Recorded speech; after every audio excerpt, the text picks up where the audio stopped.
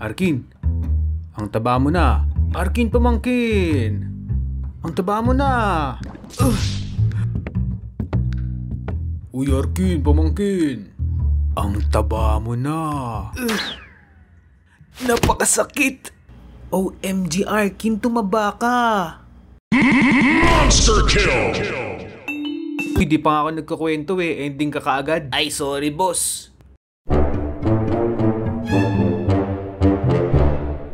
Ang awkward talaga ng mga ganitong sitwasyon. Di mo alam kung ano yung ire-react mo. Magte-thank you ka ba na parang, salamat po sa inyong pag-judge sa aking katawan. Maraming salamat po. Na-appreciate ko po ang inyong pagiging totoo sa pagsabi ng napakataba ko na. Or matatakot ka ba na parang, hala, oh my God, tumaba nga ako. Oh my God, tawag ka na sa 911. Dati nung bata pa kami, kapag mataba kami, sinasabihan kami lagi ng, ang cute-cute at ang lusog-lusog naman ng pamangkin ko. Kailangan ba namin maging mataba at lumobo ng sobra para matawag nyo kaming malusog at cute? Di ba ang malusog ay Tagalog ng healthy? Kailan pa naging healthy ang overweight?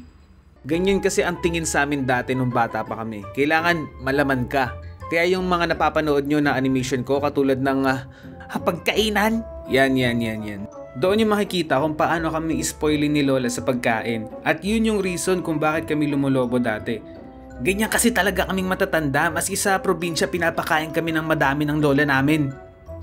Buti nga may nakakain kayo yung ibang bata. Sana Lola, hinatian na lang natin sila ng pangpiestang kanin na pinapakain mo sa amin dati. Kinanato yan na umbingin. Tapos kapag pumayat kami, alalang-alala sila sa amin. So anong dapat palang gawin ha? Kumain kami ng marami hanggang sa lumobo at hindi na makagalaw at makahinga sa sobrang laki? Tapos yun ang tatawagin yung malusog? Nung college ako, sobrang active ko. Maraming salamat sa PE subject namin. Nakakapaglaro pa ako ng mga sports noon. At araw-araw din ako nagko-commute papasok at pauwi. Kaya talaga nga namang sunog na sunog ang mga taba ko noon. Kaso nung pumasok na ako sa realidad, pagka-graduate ko ng college, dito ko na napansin na may gulay. Parang ang taba ko na. Buti yung mga kaibigan ko at mga ka-generation ko, hindi naman nila pinupuna or ginajudge yung katawan ko kapag nagkita-kita kami. Hindi nila ginagamitan ng mga salitang tumaba o pumayat. Madalas sasabihin na lang nila sa sarili nila na sila yung nadadagdagan ng timbang o nababawasan ng timbang. Diba, hindi nakakaano ng feeling na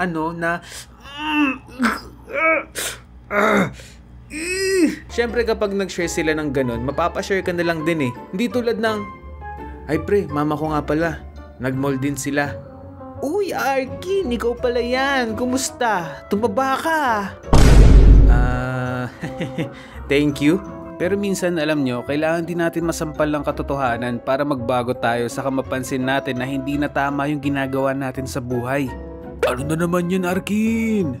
At dumating din ako sa era na puro how to lose weight ang history ng Google ko.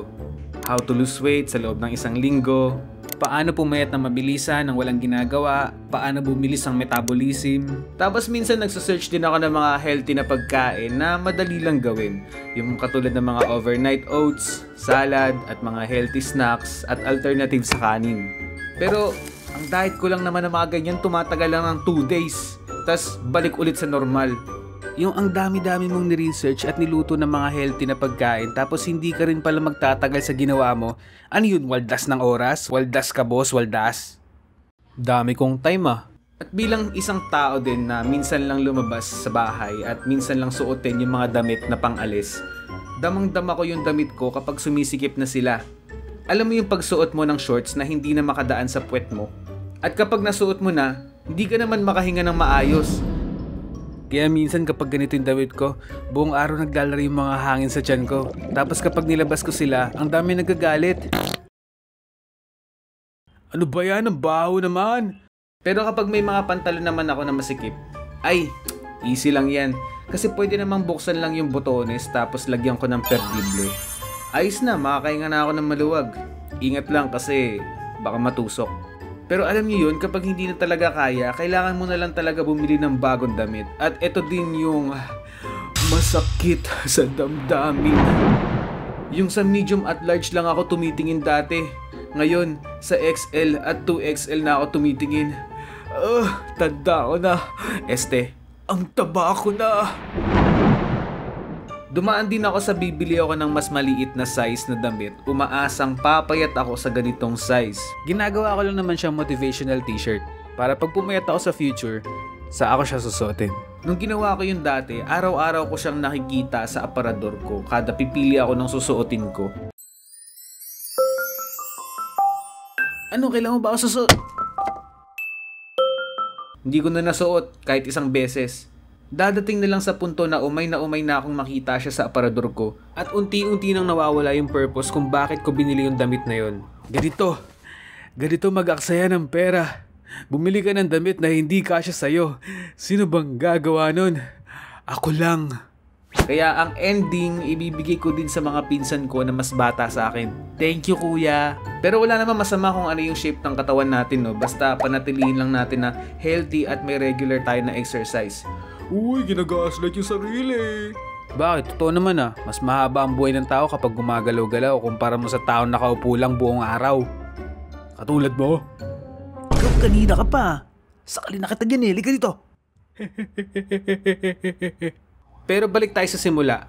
Alam niyo ba kung bakit ganun yung mga tita at mga tito natin o yung mga lola at lolo natin?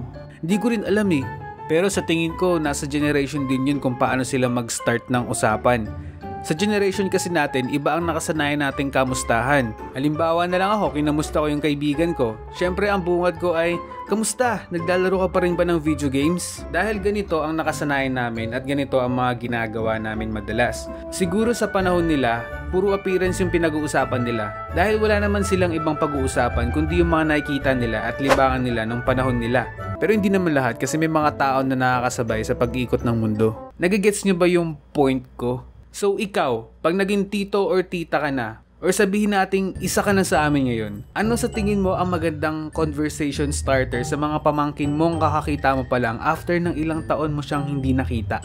Tama ba yung grammar ko? I-comment mo sa baba. Ano ba yan? Sino ba yung katok ng katok na yan? Sir! Dito po ba nakatira si Arkin Animation? Ay, opo kuya, bakit po? Ano pong meron? Ito na po yung...